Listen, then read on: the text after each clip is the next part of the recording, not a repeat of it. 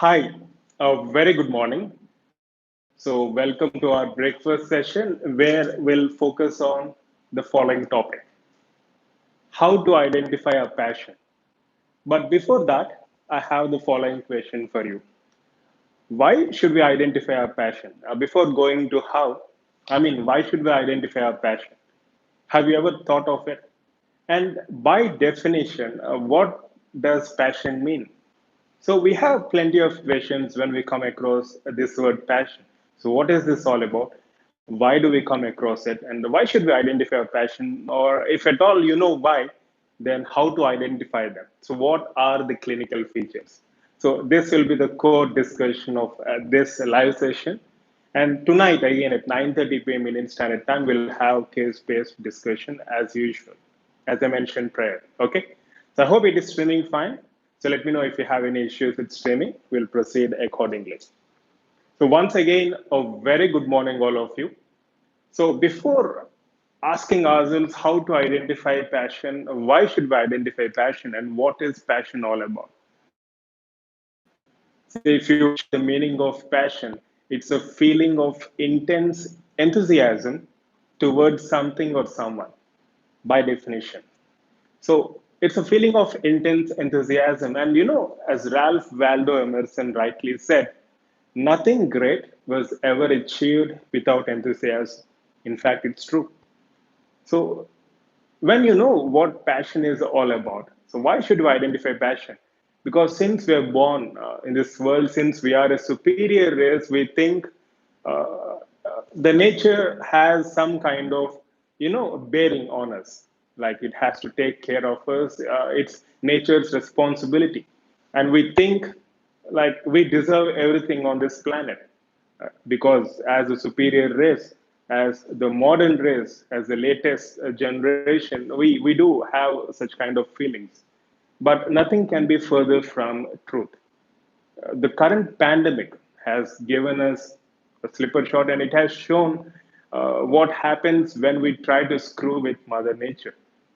So it's not that someone is obligated to do something for us. Rather, in fact, it's our responsibility as a superior race. Don't you think it's our responsibility to take care of our race along with the nature in which we are living in, the planet Earth?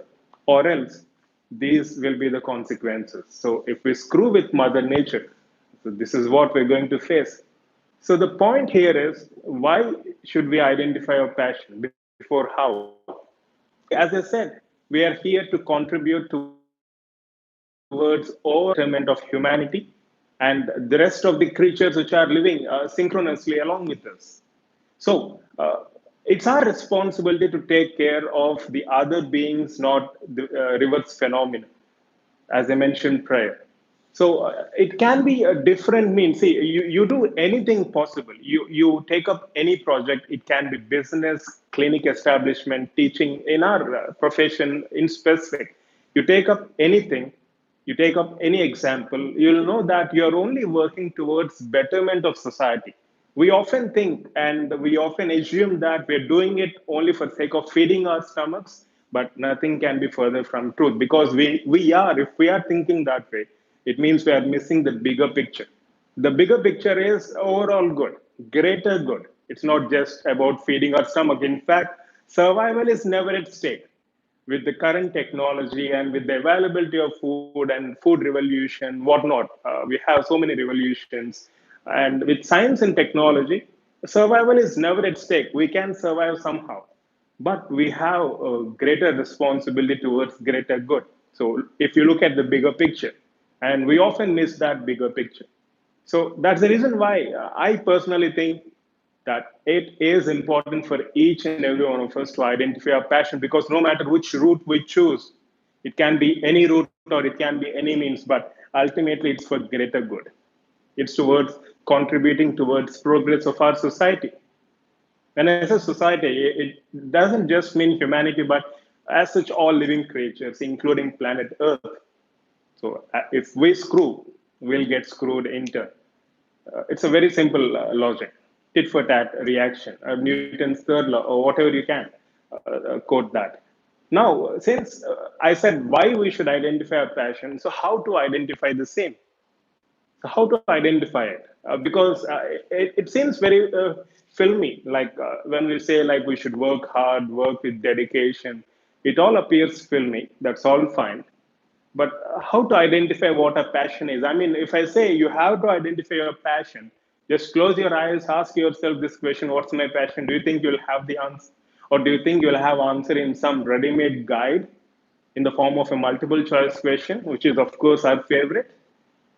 Again, nothing can be further from truth. Or if you think you ask a great person or enlightened person to answer this question, do you think you'll get ready-made, passively fed answers? Of course not. We never get such answers. So how to identify this passion? So it doesn't come out just like that. It comes with cumulative experience. See, as we progress in our lives, personally speaking, it took me around 25 to 28 years after birth to identify what my passion is. And once you identify what your passion is, you'll never stop. No matter what the situations are, no matter what the circumstances are. Take my word, you will never ever stop. Would you stop brushing your teeth? Would you stop breathing? They're all part and parcel of your life. It's more or less like a kind of ritual, a habit. So would you skip it? Never. So that's the power of identifying your passion. So once you identify your passion, you will sustain it automatically, for sure. So how to identify the same? So as I said, you will not find that readily. It comes with cumulative experience, with your openness to various aspects. Let me give you one example. In first year BDS, you think anatomy is the best, for suppose. And second year BDS, you think conservative is the best. Third year, you think general medicine, general surgery are the best. Final year, you think oral surgery or ortho or ped or community. Your thinking, your perceptions keep evolving. I'll not say they're changing, rather, they're evolving. So, every one of us in our lives evolve with time. But there will be a point where you'll identify, yes, this is what I want to do. This is what, or this is how I would like to contribute to society. And if you think, no, that's not my job. My only job is because I spend some money. So let me start a clinic, or because I spend some money, let me join somewhere, some money. I'm not saying that's not important. That is, of course, essential. I mean, without feeding your stomach, how would you survive? But as I mentioned prior, survival is never at stake, given the current situations we are in with all the science and technology and food revolution. Survival is never at stake, but it's our attitude. I mean, what are we here for? We are here to contribute towards a greater good. Never miss the bigger picture. So your perceptions keep evolving with time, but there will be a point where you'll identify what you exactly want to do and how you would like to do for the rest of your life or for the rest of your professional career. So here are some practical tips. First and foremost, when you feel like doing something based on your passion, you feel excited. I'm talking about the clinical features, the signs and symptoms you can say. So the thought of doing a particular activity gives you a lot of excitement and energy. Right? So that can be considered as one of the common signs and symptoms. And the second, when you do that particular activity, of course you'll enjoy doing it. Take anything based on your passion. And third, when you complete that activity, you'll have that sense of satisfaction. You think it sounds familiar and correlates with something? So I'll talk about that at the end. So the thought of doing that activity gives a lot of energy and enthusiasm. And doing that activity gives you, I mean, you'll start enjoying what you're doing. And most importantly, by the time you complete that activity, it gives you a great deal of satisfaction. There can be numerous activities. Sex is one such activity, which is a natural drive. I mean, it's a biological drive, which is natural to all living creatures. Likewise, we can have several things. As I said, passion is about, it's a feeling with intense enthusiasm towards someone or something. So let me take another example. Teaching, in my case, I love teaching. The thought of teaching, I mean, what actually drives me and puts me here is my passion towards teaching. So that's the reason why whenever I think of it or think of any session, that of course gives me all this energy and enthusiasm, which I'll be exuding in the session. And most importantly, I'll be enjoying the process. In fact, this is the best time I'll ever have. And once I complete it, obviously, even more importantly, I'll have that great sense of satisfaction. So you take anything which is based on passion, you'll find some of these common signs and symptoms. And every night, as I mentioned prior in one of the live sessions as well, when you sleep, you'll have that sense of satisfaction because you've done things based on your passion. And when you wake up early in the morning, you'll be excited because it's an opportunity for you to go ahead and do things based on your passion. Having said that, don't take me wrong, because not everything goes as per our will and wish. There are numerous other factors which try to, intervene our work, but it's okay. That's what life is all about. We need to face numerous challenges, but yet stick on to our guns, and fulfill our passion. That's what progress is all about, right? So this is what I wanted to highlight in this specific video. And an additional point which I wanted to highlight is, since you know why to identify passion and how to identify passion. By the way, you can have your own signs and symptoms. You can have your own features. It's not that these are standardized. These are based on my experiences. I've read several books, but these are purely based on my experiences. And you can share your own experiences. You can have your own unique signs and symptoms. And having said all of this, it all appears filmy, like, okay, we have to work based on passion, we have to work towards greater good, and towards contributing to society. But what about food?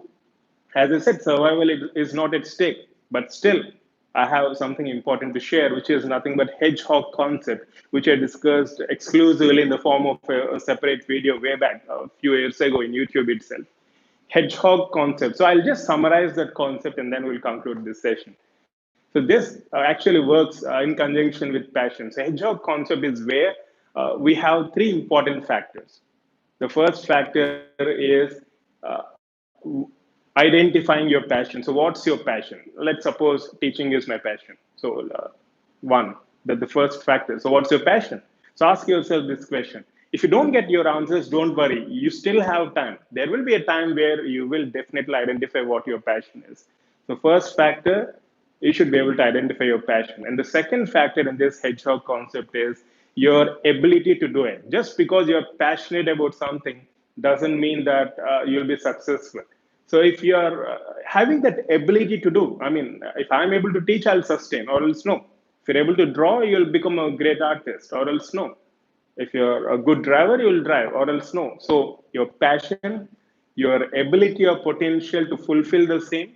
And the third important factor is financial model, money. See, since I have passion, since I have that ability, doesn't mean that my stomach is going to get full. It doesn't mean that I'm able to feed my family. So I need to earn money. So that's the third factor. So this third factor will sustain this entire passion and your ability to do the same. So that's what hedgehog concept is all about. So if you observe any successful person, or any successful company or any successful institute, you'll have three factors in common: passion, ability to do the same or deliver the goods, and a financial model which self-sustains the entire, the work which that particular person or organization is doing. So that's the core of hedgehog concept, and that's the key to success. So this success includes passion, and that's what I try to discuss in this entire live session. So, what's your passion? How would you like to see yourself in the next 5 years, 10 years, 15 years?